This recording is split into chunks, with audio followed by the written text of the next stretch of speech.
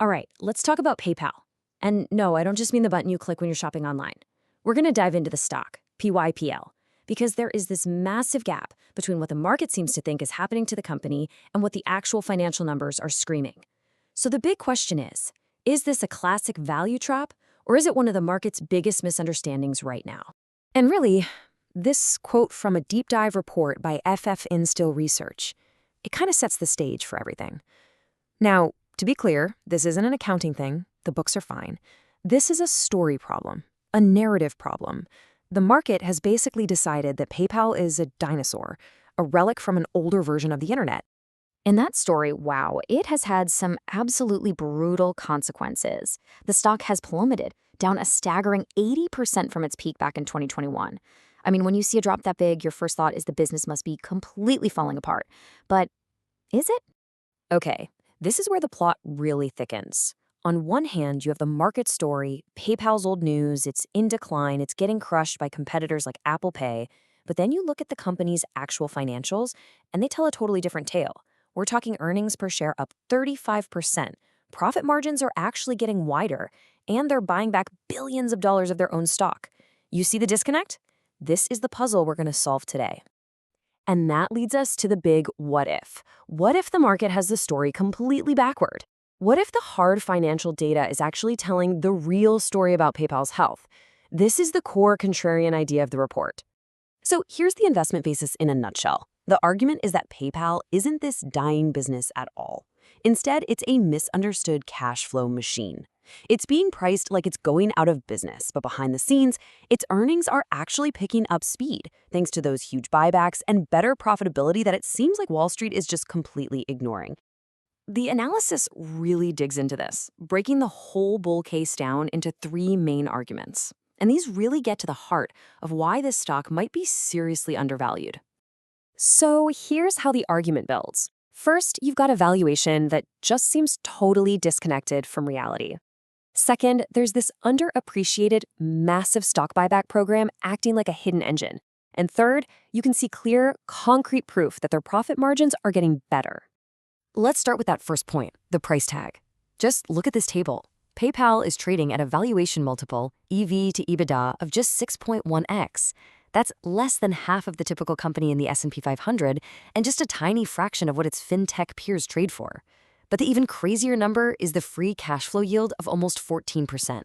The report points out that at this price, you're basically getting paid back the entire company's value in cash in just over 7 years. That's wild. Okay, reason number two comes down to this number, 7.1%. That's the company's buyback yield. What this means is PayPal is taking all that cash it's generating and using it to buy back its own stock while it's this cheap. It's a really powerful, tax-smart way to reward shareholders, and it automatically gives a boost to earnings per share for everyone who's left. And that brings us to point number three, profitability. Remember the story that competition is killing them? Well, this chart says, not so much. Their operating margins are actually expanding in a big way, jumping from around 15% to nearly 20% in just 1 year. This is hard evidence that the new management's plan to focus on profits instead of just growth at any cost is actually working. But look, it's not all sunshine and rainbows, right? A credible analysis has to look at the other side of the coin. The market isn't this pessimistic for no reason, so we have to address the very real risks the company is up against.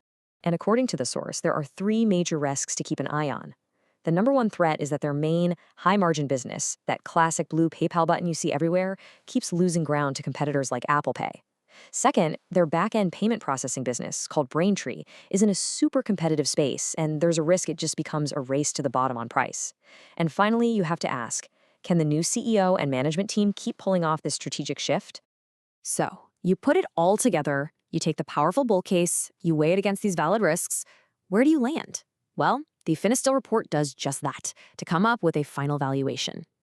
What's really fascinating here is the asymmetry the report lays out. They give three possible scenarios. In the base case, the stock has some pretty solid upside. But check out the extremes. The potential gain if things go well is huge, close to 100%.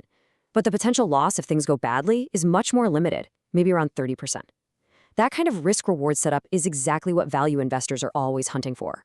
And the final number, the big takeaway after weighing all those probabilities, is this: $58.13. That's the probability-weighted price target from the analysis. Now compare that to the stock price of around $45 when the report came out, and you're looking at a potential upside of nearly 30%. The report's conclusion? The pessimism has just gone way too far. Now, this entire breakdown, from the core thesis to that final valuation, it's all based on a really comprehensive due diligence report from the investment intelligence platform fffinstill. This is what they do. They go super deep into the numbers to find these kinds of situations where the market story just doesn't line up with the reality. So, if you want to see all of the data behind this analysis, and I mean all of it, you can actually read the full in-depth report for free over on their website at fffinstill.com. And of course, if you want more deep dives just like this one, make sure you subscribe and follow us for our next explainer. Thanks for tuning in.